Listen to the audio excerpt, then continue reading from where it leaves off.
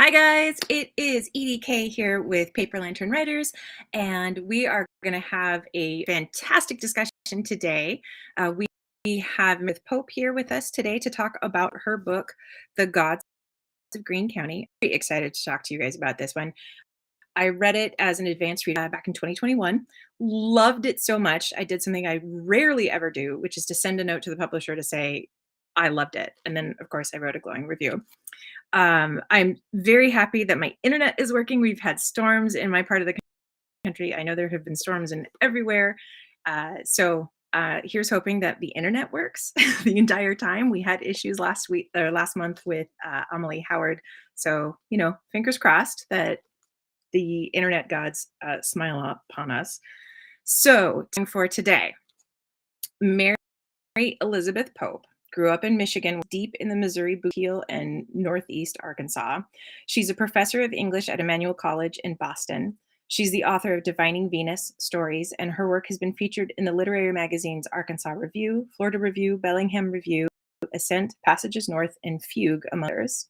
She holds a PhD in English and creative writing from the University of Iowa, and she lives outside Boston with her husband. So I hope you guys can help me welcome her on. Hi. Hello. Well, I'm very excited you came on because there's so much to unpack in this book, talk about. And one of the things that blows my mind is that it's not a book, but it has so much inside of it. So I'm really excited to talk about it. So, to get started, briefly for people who have not had a chance to, and for the audience here, as you guys come on, we have a new thing. So you can actually buy The Gods of Greene County right there. So that is an affiliate link. So Paper Lantern Writers does get a little bit of money from Amazon for that. There it is. So cool. That's great. Thank you. Yeah, absolutely.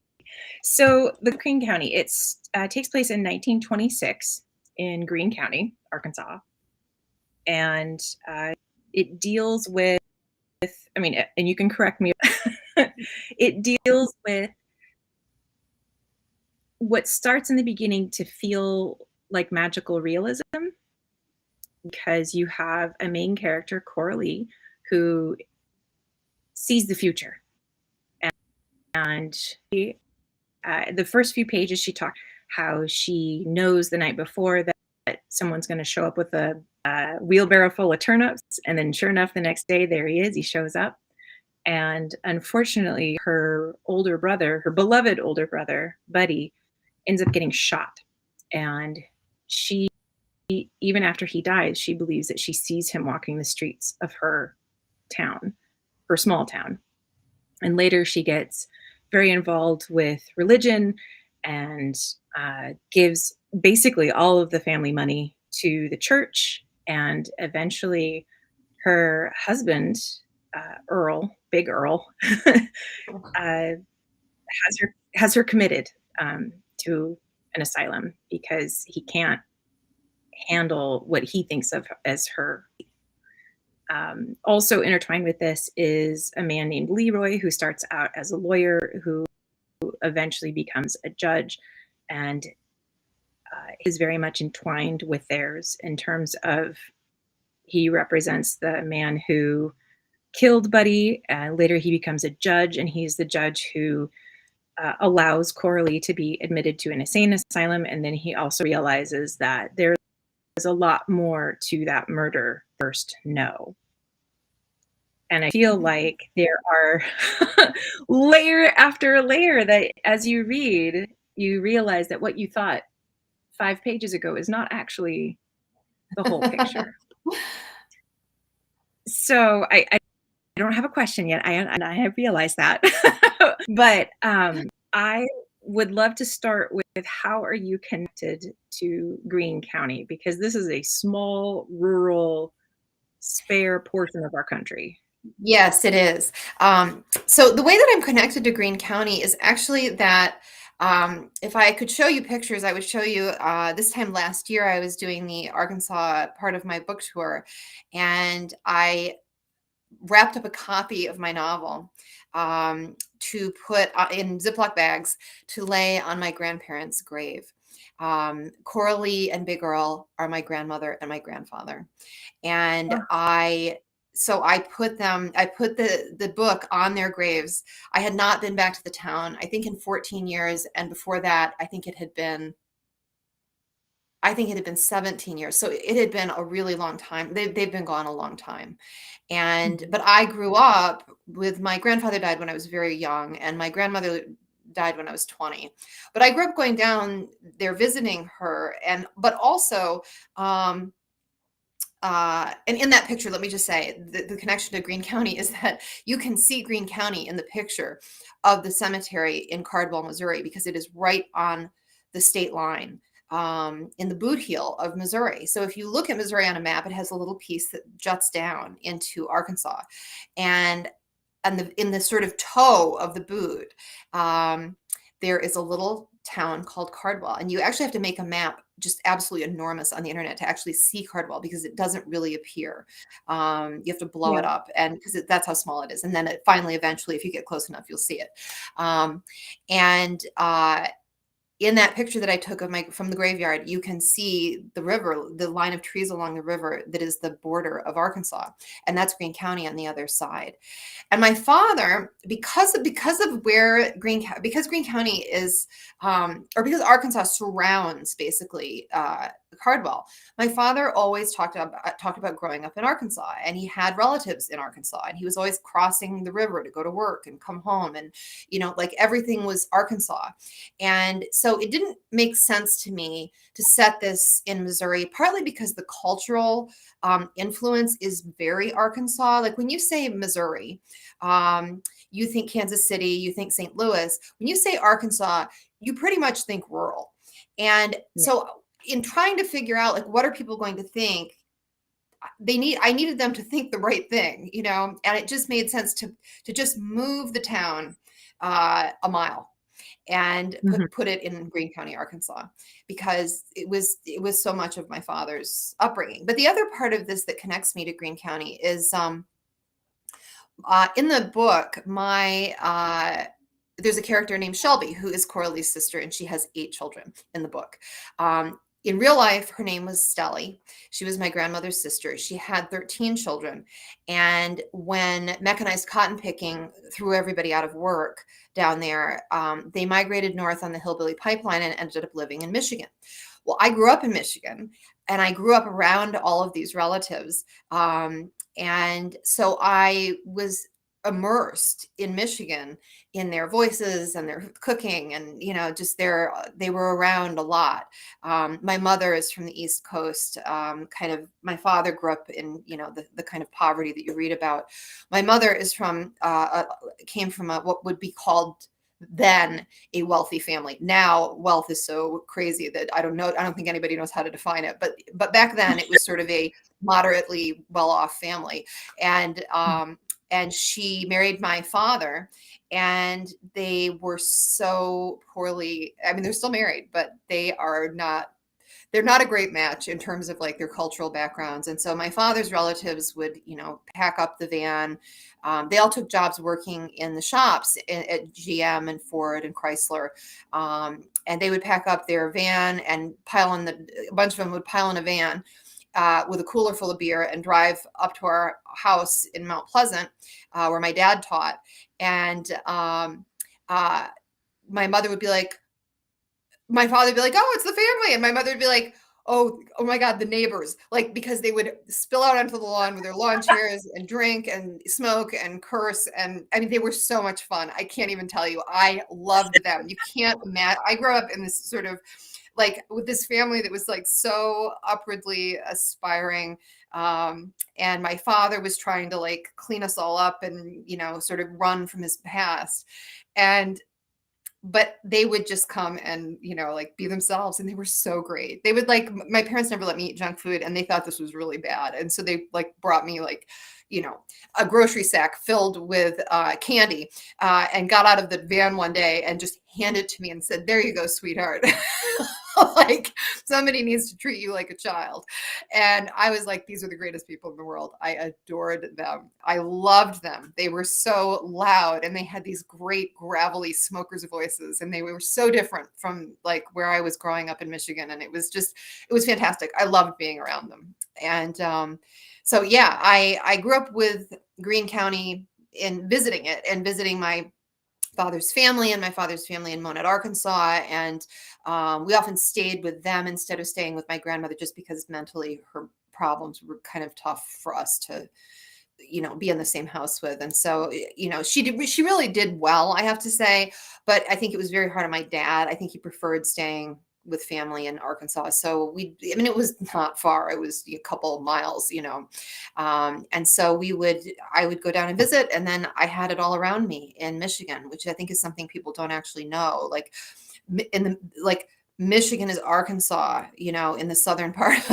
It's a lot of the South because so many people migrated north for jobs in the shops after after like mechanized cotton picking took all the jobs away. So, yeah, that's how I'm connected to Greene County.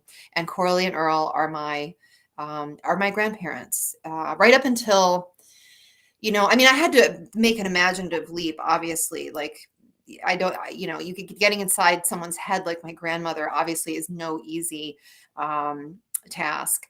My grandfather died when I was very young, so I don't even remember his voice. I remember his presence. I remember him doing things like making a swing for me out of a rope, tying knots and sticking rope through a board he drilled holes in and hanging it on a tree and putting me on I have very sort of visual memories of him, but I was too young to remember his voice. But my mother loved him. And so my mother actually, even though it's my father's story, my mother coming from where she did, always told such great stories about living. This is what happened to my mother. Okay. My mother marries my father. They met in Virginia Beach. He was stationed there. She was a teacher. And they got married, after a year. And in their wedding announcement, it says, that they are moving to Monterey, California, that my father's going to be stationed in Monterey, which I just visited. And oh my gosh, it's fantastic. And it's beautiful. And Yeah. my father decided after they got married that he thought the military was not a place to raise a family. And so he was done. He was done with his 4 years, and he got out. And 6 weeks after they were married, my mother found herself living in a trailer park in Arkansas in August. And so she goes from, the very New England family with the sailboats and the yacht club and the country club and, to live. And I have to say that I think it was probably the most interesting part of her life. She said it was like moving to the moon, like culturally for her. My grandmother would say things, like in really crude ways. And my father's family was very funny when they talked about death because they weren't afraid of it the way that like we are. It was just a natural part of life. And they didn't have money to access medical care. They were isolated. They were in a really rural, isolated place. Doc English was really his name. Was it? He was their medical care. And so they were really, really open about death, and they weren't afraid of talking about it. They weren't afraid of like getting very descriptive about their illnesses. And my mom was just completely like taken aback by all of this. But I really relied on her for a lot of the observations that she made about my father's family, because there are things my father took for granted. They were, what they say, a fish doesn't know it's, in water. And so Mhm. my mom was really the person who filled in a lot of the things that I didn't understand, or that she experienced while she was young, being married to my father while he was in graduate school at Arkansas State. And they lived about, I think Jonesboro is about 8 miles from Cardwell. And it sounds like it was a really long drive on really bad roads when they were there, but it was like, it took no time. When I was there a year ago, I was like, wow, my mom talks about this drive. Like it took them forever to get there, but it's a highway now. And it was like, we were in Cardwell in 5 minutes. It was, so it was Yeah. really, really just um, yeah, just part of my family. And I really felt watching it kind of die. I mean, the town itself is gone. My husband and I went back last year, and there are 2 buildings left on the main street. They are both banks. They are both abandoned. Everything else has been bulldozed. And there's a town there still. There are houses, but like my grandparents' houses, part of it's boarded up. We weren't sure if anybody was living in there. It's really, there's very little of the town left. And I really, really wanted to capture what I knew about it being a thriving town and the place to go in the area. There was a woman at the library when I was reading at the Greene County Library in Arkansas who said her family used to go to Cardwell every Saturday night because it was the place to be, which is very hard for me to imagine having just been there. But Yeah. and even when I was young, it was busy. There were cars on the main street, and people were going in and out, but it wasn't the sort of happening. Everybody had moved north for jobs, so it was much less populated by the time I came along. Mhm. So what I was writing about when I was writing about 1926 was really kind of the heyday of the town. So Mhm. yeah, yeah, it was. That's no, that's so I'm curious, was there really a murder? Yes, there was. In fact, at the Greene County Library, they did a bunch of research for me, and I had a newspaper article about my grandmother's brother being killed by the sheriff. One newspaper article. It was all I had. That was from my father had it, and I got a copy of it. And I did it. I didn't do like a comprehensive search.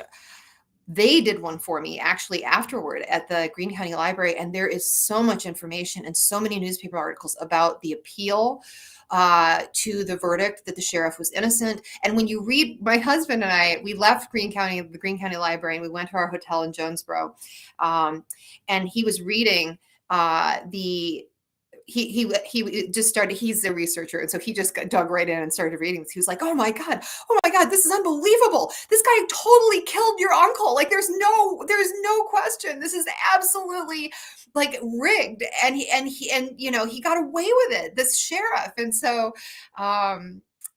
yeah, it was my grandmother's brother was shot on the main street of Cardwell. I actually have a picture of the main street of town, and I have a picture of the building where he was killed over a prostitute who lived above she actually was a prostitute. I didn't make her one in the book, Yeah, but it was over yes. a woman that both he and the sheriff were sleeping with. So I cleaned it up a little, but yeah, that's the story. And there are so many stories that they gave me. It was incredible. They just handed me this stack of documents. And I was like, I almost started crying. I was like, there was stuff in there. There were the social pages, like I didn't even know it's so funny to think about this, that there were social pages. And so like if my grandparents went to visit, took my father to go visit someone, that was in the social pages. And so there were social pages of things that they did. I mean, it was this incredible trove of information about my family that I didn't have. And I mean, in some ways, maybe it's good that I didn't, because I had to invent, a lot of the story. But yes, he was murdered when he was 19. And my grandmother, it says on her admission form to the state hospital, it says inciting incident, death of brother. They Mm. they felt in the diagnosis and all of her records, they indicate that she changed after it was his death that caused her to really lose it. And she would tell us that, when my brother died, she said she heard her heart break, which I just thought was such a amazing, description of what she Yeah. felt. She heard it break. Yeah. And she told me her heart. She actually told me her heart was actually broken. It broke when her brother died, and that was how she described it, as like this plate that broke and couldn't be put back together. Hmm. Wow. That's really Yeah. fascinating. It's amazing that you were able to actually talk to her about it, that she was able to voice it to you, because a lot of times that trauma, like, you just don't want to talk Yeah. about it anymore. No, That's really I mean, again, it's sort of like my mom's, like I was saying, my dad's relatives are very open about death and open about grief and like funerals. The difference between funerals in my mother's family versus funerals in my father's family. Like my mother's family here in New England, where I live now, I live in Boston. Um, my mother's family, when there's a funeral, it's like going to a cocktail party with a body in the room. Like everybody's dressed in black, everybody's appropriate, nobody makes eye contact, everybody just sort of makes small talk, and nobody looks at the body, and then everybody goes home. Except for one aunt. I have one aunt who cries openly, and nobody wants to be anywhere near her because it's just like, oh my God, it's gonna like spill over and get on the carpet. And on my father's side of the family, funerals are raucous. I yeah. mean, it is weeping and crying and hugging and getting drunk, and like there's just this open expression. You can see why I was just so drawn to my father's side of the family, because they were so emotionally open and talked about things that no one would talk about. And I mean, it was just like fantastic. They were just so great, and I couldn't get enough of it. I mean, obviously here I am all these years later. Most of my father's family is gone now. And my mom said when she read the book, she was reading the acknowledgments, and she was reading all the thank you, all the people I thanked in my father's family. And she said that was what made her cry the most. She said it was realizing they're all gone, and she just couldn't believe, like, all those, even though she was worried about what the neighbors would think when they came to town. She really did love them, and loved, I think, because she grew up in this very repressed, culture. And I live here now. I know what she's talking about. And so I think that even though she was very conscious of like manners and things that my dad just doesn't have, my mother has always said his family was too poor to afford manners, which I understand completely. Uh, I think she really appreciated the openness that she didn't get in her own family. So yeah, she was an Well, I important gotta say, source. yeah. Well, so the poverty is a big portion of this book, Yes. and I feel like one of, I mean, I read this, 2021, but as I was rereading and prepping for today, there is one sentence that really struck me. It felt like this is really where the book kind of comes together, and it's like direct in the middle.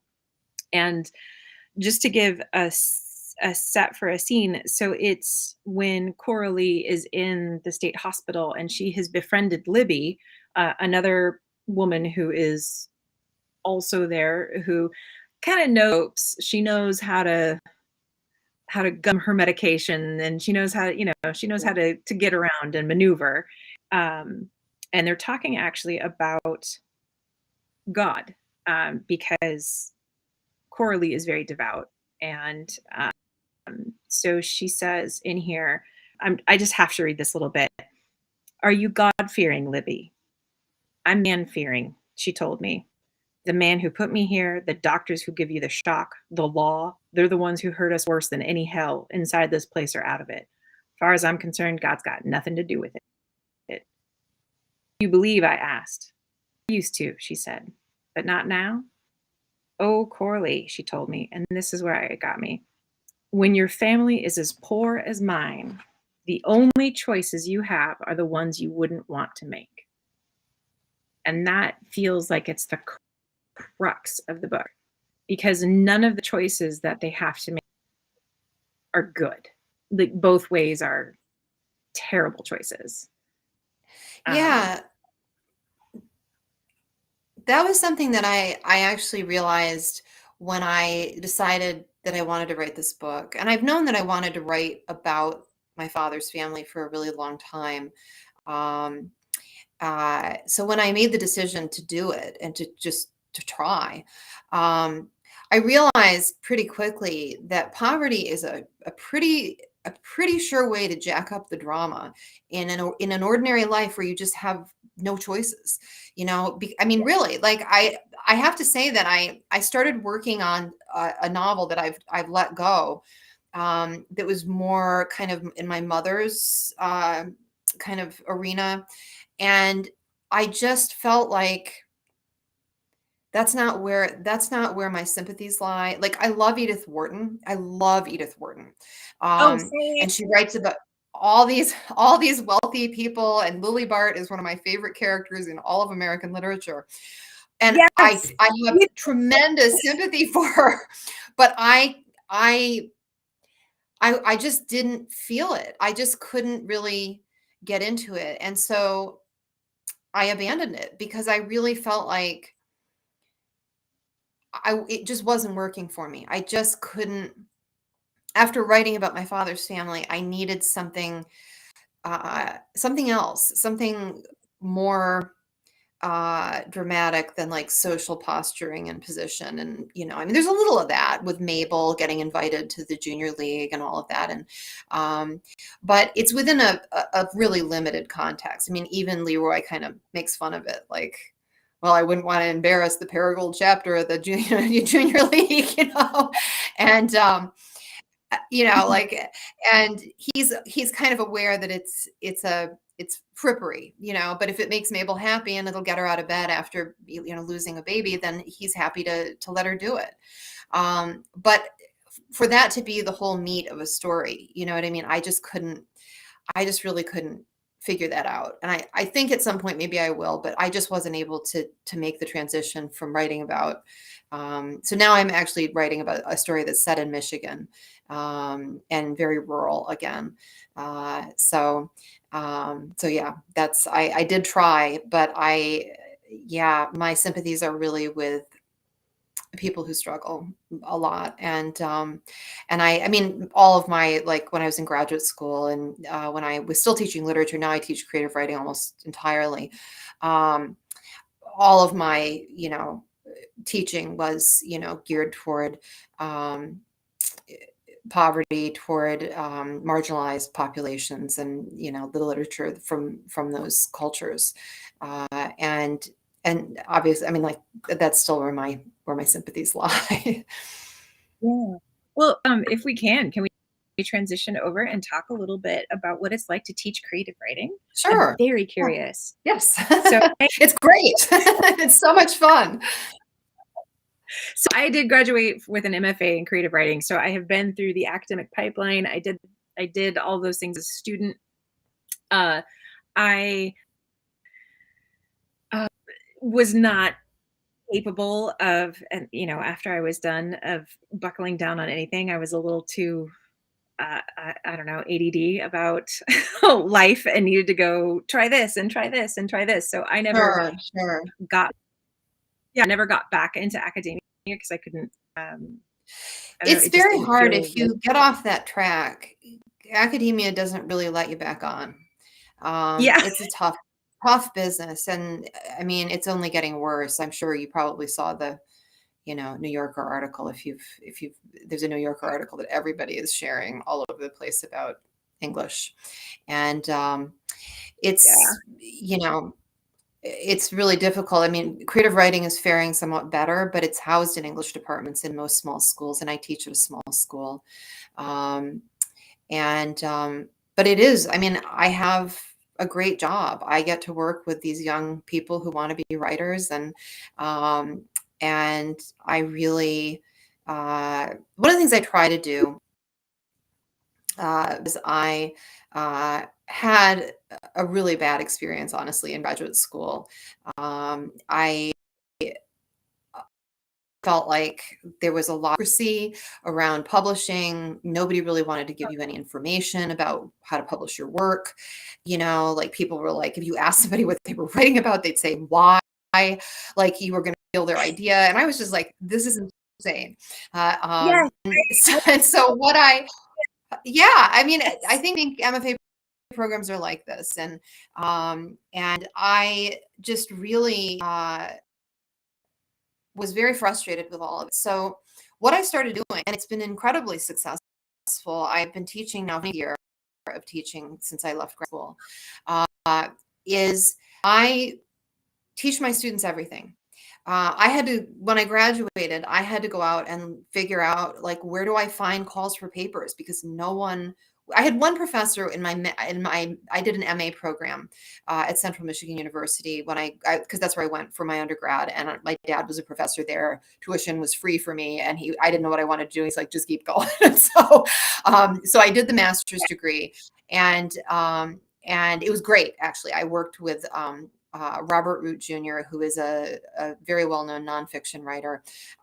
He was just the best professor in the world. And honestly, I feel like that kind of inoculated me against all of the, just the weirdness.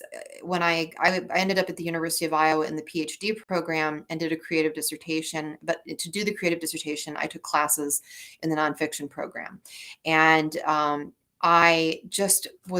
it was just so competitive and angry and vicious. And I was just like, I don't think I ever want to write again.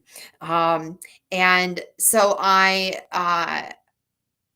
but I had a PhD and I got a job right out of graduate school. And I started teaching nonfiction right away, and then eventually fiction. And now I teach everything now. I don't teach poetry, but I teach all my classes are either fiction or nonfiction.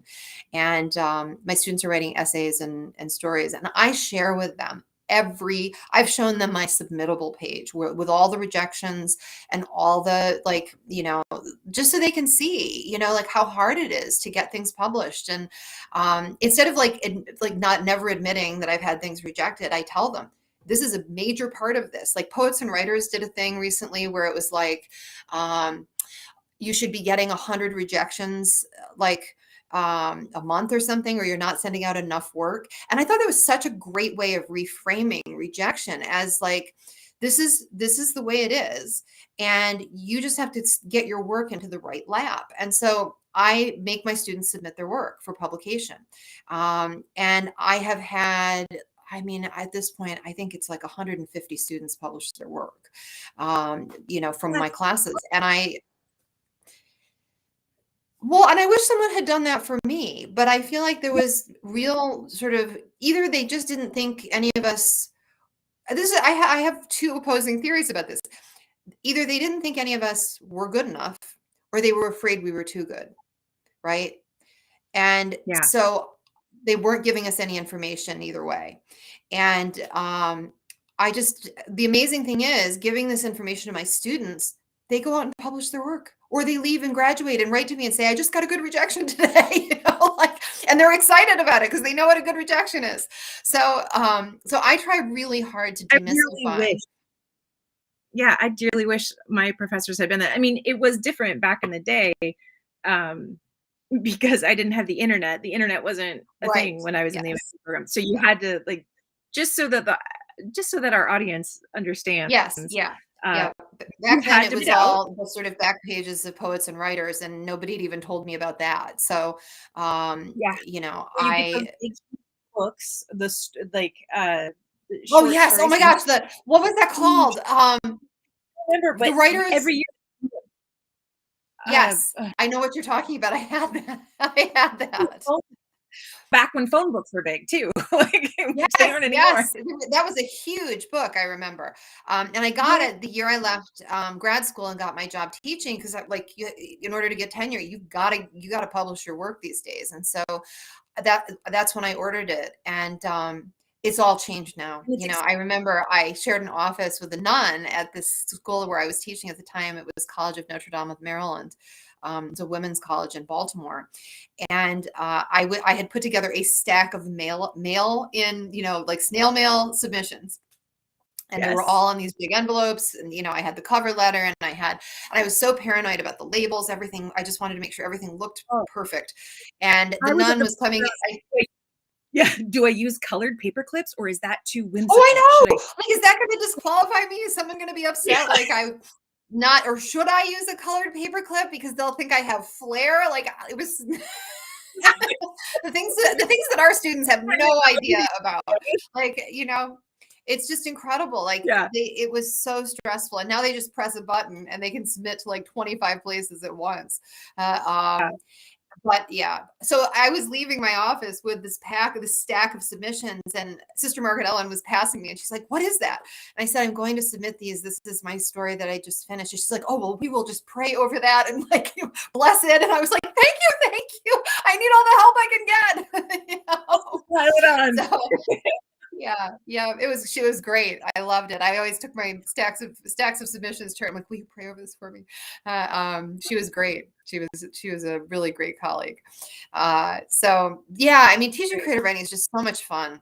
And one of the things that I will say that is the most fascinating thing to me is that you can never predict which of your students is going to go on to continue to write and be successful, because I have students who come in and it's like they're born writers, like they're amazing. And I just think, oh, this student knows how good they are. And and I always pull them aside and say, "Do you know how good you are? Because you are really, really good." And then I have students who come in and they have some talent and a lot of interest. And I'm telling you, those are the kids who go on to succeed. It's not the brilliant ones. It's like things have come very easily to them. They're not used to like rejection. My students it's grit. I mean, I know they've done all these studies on grit and like how grit is such an important quality in success. But I'm telling you, it's my students with grit who make it. They're the ones who go on and publish like crazy and get jobs in publishing. And my brilliant students, like I had this student years ago. I wrote a short story about him. It's in my story collection. He was so talented. I mean, I read his first story and I just thought, this kid is like the next Jack Kerouac. Like this kid is amazing. And I tried to pull him aside and say, "Sean, I think you're a really, really like probably the most talented student I've ever had. Like you have so much talent. You are such a good writer." And I kept trying to get him to submit work. And he started like avoiding me in the hallway. Like he didn't want to talk to me. And I've had this experience to a lesser degree. He was the most extreme version. And I hope one day he will start writing again, because we will all be better off if we can read more of his work. His work was amazing. But it made him uncomfortable. And I think he was an unusual kid, but I feel like with a lot of my other students who have a lot of confidence and know that they're very good, maybe they give up too easily, because it's really the students who come in and work their butts off that they're the ones who get there. And that's such a surprise. When I was in my MFA program, 40 million years ago, back when the dinosaurs roamed the earth, there was there was a quote that I kept on a Post-it note next to like on my computer, because again, my computer was gigantic because it was in the Stone Age. And it was from Sherman Alexie's professor at University of Washington. Sherman Alexie, for those who don't know, is an Indigenous writer who basically every award, his stuff has been turned into movies. He's fantastic. Please check him out if you haven't yet. Yeah, he's amazing. But yeah, I love Sherman Alexie. So good. And the professor said that about Sherman Alexie that when he came in, he was not good, but he wanted it more than anyone else. And he wrote more than anyone else. He worked harder than anyone else. And that was how come he got good. Because when he started, he was not good. That's amazing. I've never heard that. And I love him. I absolutely love him. And my husband teaches smoke signals in his race and ethnicity and American fiction and film class, and it's like his favorite movie. We actually went to a film festival. We ended up sitting next to the director and the mother of the little boy who played little boy Victor and my husband, like both of us were freaking out. My husband was like, losing his mind. He like couldn't believe it. And so it was really, it's very cool. It was a very small film festival in Traverse City, Michigan, the Traverse City Film Festival. But they always do an Indigenous movie, and they always like make it, they devote a day to it. And it's an incredibly cool thing that they do. So they had a dinner, we bought tickets to it, and we ended up just randomly sitting next to like the director of Smoke Signals. It was crazy. Yeah, it was very cool. But yeah, he's incredible. And that's such an amazing story. I had never heard that. It was like, yeah, it was a throwaway line in an interview he had years ago. So this was before his career was huge. Indian had come out, and his Ranger. second one, and Tonto Fist Fight in Heaven. And then I had also in my MFA program bought his. I'm sorry, I'm looking at my book and find it, but I don't see it off the top of my head. I had bought his. The word escapes me. When a lot of people publish their thesis, and they have their poetry and short stories and stuff like that in there, which I can't think of. And I bought his chapbook, and even the chapbook, I mean, it was uneven because it's graduate work. It's not professional work. It's graduate. And I was just like focused on Sherman Alexie at the time because I was in Alaska. So I was at UAA in Alaska, and in Seattle have a lot of connection. And so I was just like focused, and I had read that article, and that was the quote in there from his professor, because it was just a profile. I think it might have been in the New Yorker or something like that. And I had, put it on there to be like, okay, you don't have to be good. You just have to keep going. That's right. That was, I have a quote right now that I am using to motivate me. I have to say that I learned an awful lot writing The Gods of Green County, and it's really helping me with this next book. It's coming much more quickly, and like I'm not obsessing over every page and not editing. Like I'm writing much faster, and I'm allowing myself to write badly. And I know now that it's all going to get cut and scrapped and cleaned up and moved around. And, so I'm not worrying about that. And that has made such a difference. But I heard a quote from, do you know Beatrice Williams? Yeah. Do you know who she is? Yeah. I heard an interview with her, and I love her. She's so prolific. I mean, like she puts out so many books, and I watched an interview with her because I'm like, how does she do this? Even like it took me. I think it took me. I mean, I'm a full-time professor. It's not like my job is writing, but I did this on top of like teaching and meetings and committee work and and grading, prepping. It took me 7 years to write this book, and she puts out a book like every 6 months. So I watched this interview with her, and somebody asked her about, like, the interviewer said, how are you so prolific? And she said, and I just think this is so brilliant and so helpful for anybody who wants to write and is like crippled by, perfection, which is the enemy of productivity for most of us. She said, I think of myself as an artisan, not an artist. She said, I have to get the cheese made. She said, I'm selling books. I have to sell books. I have to pay my kids' tuition. Like I think of myself as an artisan. And so since I saw that, I've been telling myself, be an artisan. And it's really helping. It's helping me move through the story much faster. And I'm hoping it's not going to take me 7 years this time. So you cracked the code. Yeah. I hope so. We'll see. Yeah. Yeah. I mean, to be honest, I feel the same way. I turned to romance because I liked having a frame hang a story on. Oh, yeah. Yep. And I do feel like that is one of the benefits of genre writing, is that then you're like, oh, these are the reader expectations. I'm going to hit these, part of you as an artisan means that you get to figure out when you're going to hit are you going to put, the first encounter, this early, or, where are you going to put your points that are expected?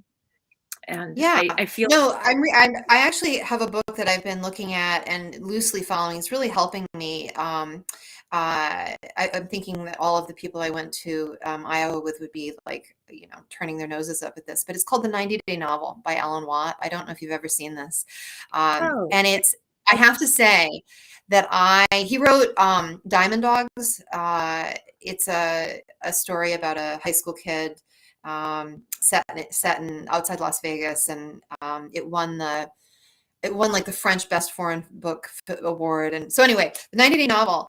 I have to say that I bought it when I started writing the last book, and I read it and I was like, I'm not giving a month to character development. Like that just doesn't make any sense. I need to start writing. Like I'm on the tenure track, and I've got to get my book, done, and I want to get promoted, and and I really think that I couldn't have understood why that was such a great process that he was suggesting until I wrote this book.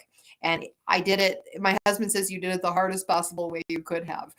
But in the 90-Day Novel, it's all the structure points. Here are the points that you have to hit. There's an inciting incident. And my husband said, let's go back and look at the Gods of Green County. I bet you have all those things. And they're there. I just didn't know. I knew like I'd absorbed structure, but I didn't actually have any language for it. And yeah. so it's been really, really helpful. I mean, I'm telling you, between the Beatrice Williams Be an Artisan and the Alan Watt 90-Day Novel, like I feel like I'm just like, I understand now why you spend the first 28 days of his process just answering questions as the characters, and how they feel about really important things in their lives, because you need to get to know them before you start writing as them. And then the rest of it is just writing the novel. And so, it's not super guided, but it's so like each day it'll just be like a little encouragement. Maybe you want to think about this, but it's not like here's your assignment for today. It's just sort of like loosely, we're going to get to the inciting incident by the end of this week. So write toward that. And my gosh, I just feel like it has lifted so much of the pressure and kind of like the amorphous quality of trying to put together a story for me. And so yeah, I mean, I don't think I'm going to write the novel in 90 days, but it sure is helping me like figure out what I need to get to the end. And I didn't have that before. And I would never have trusted this process if I hadn't already written a book and taken forever to do it, and realized like I wasted weeks editing paragraphs, pages, chapters that got cut in the end, Exactly. So I feel like there's not enough talk in the writing world about craft, and about, like, I really felt like when I was in graduate school, I met a lot of writers who were very invested in like presenting themselves as like, oh, it just comes to me, and I'm just so brilliant. And, you could never be like me because I'm so special. And I just have no patience for that. I'm the kid who had some talent and a lot of interest, and I'm a workhorse. And so I feel like, I really have seen with my students what happens when you let them see, oh, look, here's an audience that would be interested in your writing. Why don't you send this piece to them? It looks like they're interested in what you've written your essay about. And it's magic. Like they do it. And what's incredible is I think partly it's me being able to say, okay, I know these journals. So you know what I mean? And I think they'd like this, and I think they'd like that. And I had a student who published there, and this is a very similar kind of essay. So why don't you try there? The rate of acceptance for them is really high because I'm there saying, you know what I mean? Like this would be a Go great place for here, you to go send your here. work. And I know this place because my student published there. And yeah, so, but I just feel like I have no patience for that. Writers are brilliant and I'm just a genius. It's not that I don't believe that there are geniuses out there, because there absolutely are. And there are, like a handful of them, like Joyce Carol Oates, who has no idea how many books she's written and gets really angry when interviewers ask her because she's written so many that she can't remember and nobody believes her, and then she takes them out. It's pretty unbelievable to watch. Toni Morrison. I mean, like there are the handful. Jonathan Safran Foer wrote Everything's Illuminated as his college thesis. But I'm not one of those people, and most of my students are not either. And I Yeah. just feel like we really need to demystify this. It's my favorite thing to do. I just want everybody to write and get published and, like do well. Yeah. And I guess if I were a different kind of person and I had a brilliant student who came into my classroom, I might be threatened by that. Instead, I think, unfortunately, I scare them away because I'm too excited. So, Come to me. Come but yeah, I to really, me. yeah, I know. I hope that my student Sean writes his great American novel one day because it's talent that we could all benefit from. He's amazing, wherever he is now. But because that was like 15 years ago. But I always think of him because he really would just like go the other way. If he saw me coming, he'd be like afraid of me because I was so excited about his stuff. But yeah, I mean, I really do think craft is something that, a lot of writers don't really want to get into and don't want to, like, my husband was like, you're such an unusual writer because you're willing to, you're in academia, you're writing, work that's literary, but you're willing to read a book like called The 90-Day Novel. And I was like, yeah, I am. And a lot of other people should too, because they would stop spinning their wheels and actually get work done. And I wish I had trusted it the first time, when I bought it, Yeah. like This is 9 years ago or yeah. something. I feel like that's the dichotomy I see in academia versus indie publishing. So in indie publishing, where I am, self pub, indie pub, it is uh, all about the workhorse. It is all about sitting down, butt in there, 1,000 words a day. That's It exactly is all right. about next day Yep. novel. It's about what are your crafts do you rely on? Oh, I got this one. Oh, have you been to this conference? Have you heard this person speak? We got a whole thing on how you do this, how you do this. And it is a lot more step by step, but we went to the It's literary wonderful. circle. Yeah. Oh, it's fantastic. And you can so much, and people are so giving of their time. Even hopping on Twitter sometimes is like a whole masterclass. When they're doing, we'll do like a 15 tweet thread and you're like, wow, I actually learned more in 15 tweets than I learned in like a In an whole entire year. class. Yeah. Yeah. Yep. It So really is. it's It really, really, yeah. I really find the literary world and all the posturing that goes on there tiresome, and not helpful for students. I feel like, you know, I don't I feel like I've been very humbled, honestly, by teaching because I see students who I think, oh, this student is going to be really, something. And that student flames out. That student's not committed. That student's not a workhorse, and isn't willing to put in the work and deal with the rejection. And then a student who's a good student, but really, really interested and keeps trying, like I had a student who came into my class and she was a good writer, but she didn't stand out to me immediately. And she got into and then she went through my program because it's like me and one other person. We're the whole program, the whole writing program. I teach at a very small school. She got into the Tisch School for dramatic writing at NYU, and she's now out in Hollywood, and she works for SAG-AFTRA, and she's writing scripts, and it's really. I just had a drink with her the other night when she was in town, and she was just a workhorse. She was somebody who would write to me when she got a good rejection every time for years, and she's doing great. But my initial impression was really nice kid, really good student, good writer, but she wasn't like my student Sean, who I was like, oh my God, like where did this guy come from? And I mean, like, I just think the idea of talent is so overrated, because I feel like she's incredibly talented. I had this conversation with one of my mentors, the late Michael Steinberg, if anybody knows who he is. He was a nonfiction writer, and he taught at Michigan State for many years. And he said to me, we were having this conversation, and he said, I think there's talent and genius and being willing to commit yourself to that level of work. He's like, I don't think it's just about like, oh, these ideas come to me. He's like, it takes a certain amount of genius to sit down and stay focused long enough to finish something, even if, it takes you a long time. And I thought that was a really perceptive and really great way of kind of reframing the conversation that, I think those of us who are workhorses maybe sometimes undervalue our talent because we work so hard at it, whereas like somebody else might, dash something off really quickly and it's brilliant and wins all kinds of awards and but I do think that yeah, it's for me it's hard work. It's really hard It is, work yeah. and I'm still learning how to do it. Yeah. I gotta say that it is a tough business, no way you go. And I do Yeah. think that there is, I mean, obviously there is value in the literary version of the writing world. And I Yeah. don't want to say that I denigrate that in any way, but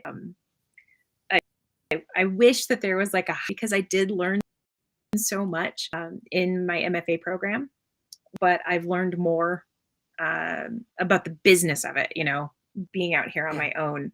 Yeah. Well, although it did Yep. change quite. The last 20 years has changed publishing Oh my gosh. so. Yeah. I tell my students, like, if you can find a place, you want to increase your chances of getting published. If you can find a place that's accepting short stories or essays by mail, they're probably going to publish you because nobody is going to go to the trouble to submit that way. So, like that's the stuff I teach them. It's like if it's an email submission, if it's like even a snail mail submission, if there's any still out there and you can find them, they're going to publish you because they don't get any. So this is the way you increase your odds. And then you have a line in your vita. And then when you go out in the world, even if you're not going to become a writer, you've proven that you learned how to write and you know how to write well because somebody else outside of our college is willing to, give you their seal of approval. Yeah, yeah. Oh, that's good. That's good advice. We only have a few more left. So I got to say, do you have any book recommendations for people that you have just read recently that you thought were worthwhile in any way? Well, I mean, this is going to sound like such a cliche, but I did just do the sort of, I went down the My Brilliant Friend, wormhole and came to the end of the 4 books and just thought, I mean, I couldn't read them. I couldn't read them fast enough. I couldn't sleep. I couldn't eat. Like I just was so blown away. My husband and I were flying a lot over the holidays, and so I just downloaded them and I was reading them, and I oh my gosh. I mean, yeah, that was fantastic. Fleischman is in Trouble is another really great. They've made it into a series, but yeah, the novel. My God, the opening pages of the novel. If you read it, you're never going to be able to put it down. I mean, it's just so incredible. Um, and I saw an interview with her saying that they didn't want to publish her book because her name is, let me see here, her name is Taffy Brodesser Anker. And they were like, well, we really love the book. And I'm like, some agents submitted this to a publisher and they're like, yeah, but her name. And I'm like, are you kidding me? This book is so incredible. Yeah, that's really great. I'm trying to think, like some of my favorite books, I love Edith Wharton. I love Louise Erdrich. Love Medicine is just such a brilliant, brilliant book. And oh gosh, and I just read I Capture the Castle by Dodie Smith. Do you know this book? Oh, It went out of print for a really long time, and then it was recently reissued. And it's about it's like a 16-year-old girl who's the narrator, I think, and she and her 19-year-old sister live in this dilapidated castle on an estate where nobody charges their family rent. The father's a writer and he doesn't make any money because he's not writing. And they're trying to figure out how to survive. But in the course, it's very coming of age and they fall in love. And oh my gosh, it is wonderful. I absolutely loved it. It was such a surprise to me. hmm. And it's just incredibly charming. So yes, I Capture the Castle. I Oh, loved it. yeah. I remember it coming out, or yeah. Well, I remember around, if that makes any sense. Yeah. Yep. Yep. Yeah. I don't think I ever read it, but I remember it being around. I want to pop up here just so people can see it before we go. I forgot to pop up the graphic there. Oh. So you guys can see what the color like. And one more time, just here. So if you guys would like to purchase The Gods of Green County, it is right there. It's the Amazon affiliate link. So you can just point your phone at your computer screen and it'll pop up to Amazon. How great is that? Then you don't have to worry about it. So, Mary, have you pop off for just a second? I'm going to do it and there you go. But thank Okay. you so much for being on. I really enjoyed our conversation. This was so good. Yeah. You're welcome. Thank you again. Oh, I cut her off. Sorry. So you guys, I just wanted to say that, oh, and Rebecca here. So was with us watching inspiring author. I couldn't agree more. That it was just a great conversation. So I wanted to tell you guys that next month we have Rebecca Rosenberg as our guest. It'll be on Sunday, April 2nd. So that is coming up and I hope you guys check out anything that we have on our YouTube replays there. You can catch a whole bunch of other really fantastic authors, and I will see you guys